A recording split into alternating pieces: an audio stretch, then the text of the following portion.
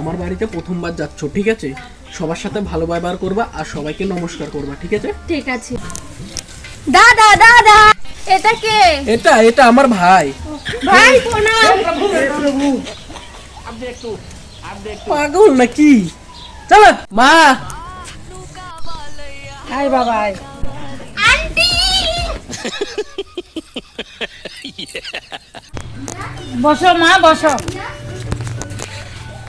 বসো মা, বসো, তোমার জন্য জল আনি।